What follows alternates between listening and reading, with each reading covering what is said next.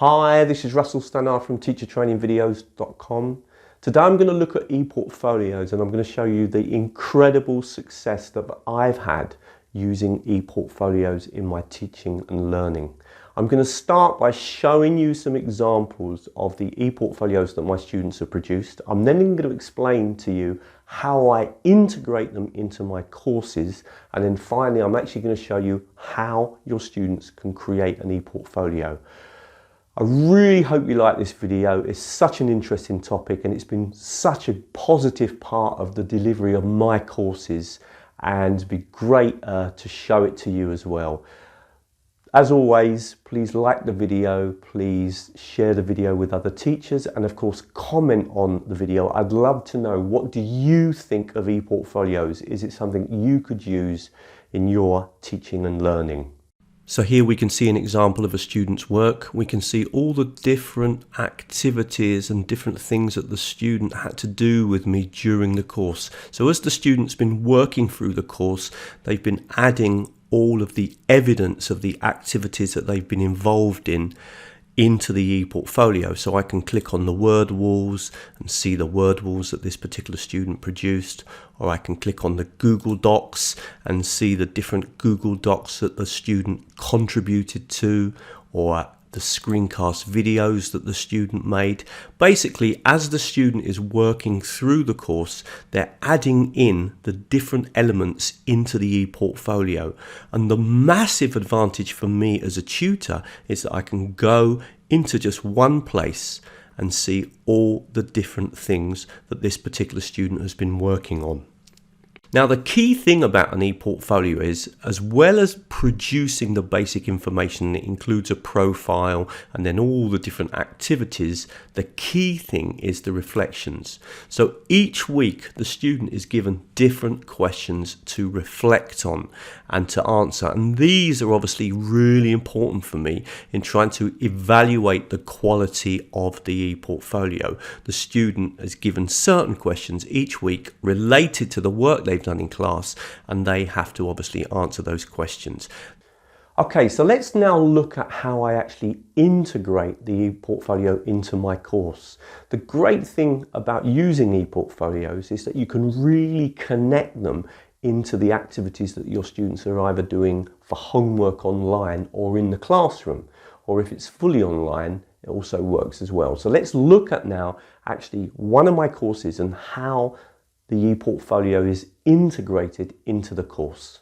The feedback from the students on the courses that I use e-portfolios on has been really positive, and I'll put some of the comments onto the screen as I take you through how I organize the courses. So in this particular course, it's fully online, but that doesn't matter. I've used e-portfolios also in a blended learning context. But the way this course works is that each week on this technologies and approaches to blended, hybrid and online teaching course, what I do is the students are obviously dealing with different topics, and in each topic there are specific tasks to do. Once they've worked through the learning material, there's always specific tasks to do, and as well as do those tasks and then add those tasks into their e-portfolio. So each of the activities that they have to do, they have to then add into the e-portfolio. As well as that, there are some questions, some reflective questions to answer. Now, to help them, I always make a video to show them exactly what to do and how to add everything into their e-portfolio, particularly at the beginning. So each unit works the same way. They have a webinar with me, they work through the activities, and then they have to add some of those activities into their e-portfolio. Sometimes they have to add in activities that they've also done in the classroom, as well as, of course, write up their answers to the reflective questions. Okay, so we've seen how I integrate the e-portfolios into a course. Now what I'm going to do is show you how to actually create an e-portfolio. They're really easy to create, and very quickly you can get your students working with them. Just a really quick break from the video to say, if you were interested in learning more about e-portfolios and you wanted to do the course with me, then come over to teachertrainingvideos.com and you'll always see the course advertised on the front page. We continually run these courses. I have to admit they get very booked up. For example, we're making this video in December. In fact, there aren't any places free until the course in April. We've got 5 courses completely full. But we do continually run the course, and if you click on that link, you can get all the information about the course, how it works. It lasts for 6 weeks, the price, etc. If you scroll down, you get lots and lots of information about the course, and also a video where you can listen to me talking about the course. Right, let's get back to our video. So let me super quickly build you an e-portfolio and just show you how simple it is for students to start to work on e-portfolios. I'm going to use Google Sites. It's a really easy tool. It works great for e-portfolios. It's almost been created and it really is the ideal e-portfolio tool. I need to click on New and then come down to More and choose Google Sites. Simple as that to start with. So let's start by just writing in a quick title from my e-portfolio. And since this is the opening page, I'm going to make this the profile page. I'm just going to double click on the screen here and then just click here to add some text. So I've just written in some text, and what I'm going to do is I'm going to grab that text and just move it down a little bit smaller. And now I'm going to click here, and this time what I'm going to do is I'm going to add a picture. So to add a picture, I'm going to click on Picture, Images, and I can grab an image from my computer. So I'm going to click on Photos. In fact, I've got an image here, so let's just use this image here, but I can grab an image from my computer or anywhere. I'm just going to put that image in. Okay, so I've done now my first page. Now what I'm going to do is create a new page. So I'll come over here and just click on here, and I'm going to create a new page, and I'm going to call this one Google Docs, and I'm going to show you something absolutely fabulous about working with ePortfolio. So we've got a new page. Now we've got the home page and the Google Docs page.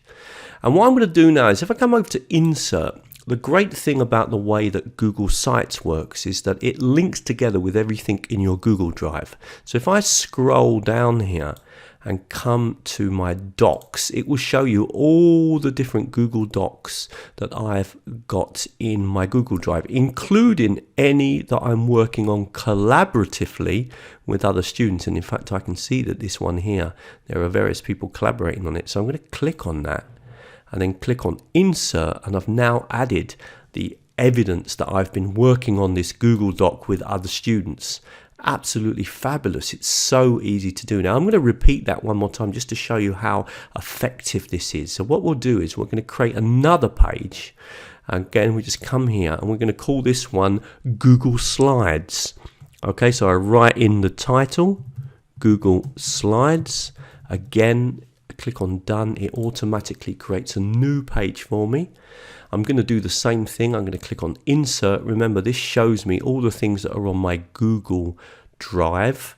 And I'm going to come down to my Google Slides, and it's going to show me all the Google Slides that I've created, either on my own or collaboratively with other students.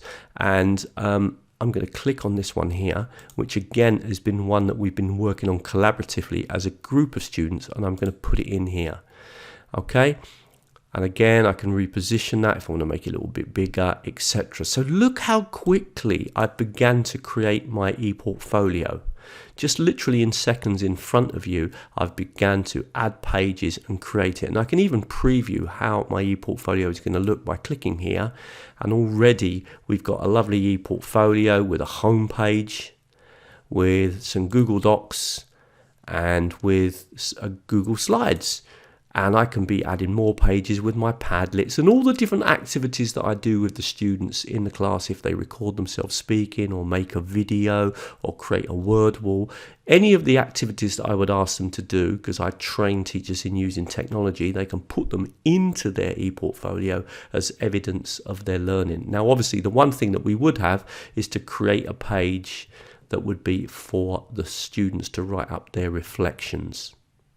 Really hope you found that video useful. If you want more free videos, please come over to teachertrainingvideos.com. You can always see the latest courses that I'm running at the top of the screen, and then there's loads of free videos for language teachers, lots of ideas around using technology, either in fully online or blended learning courses.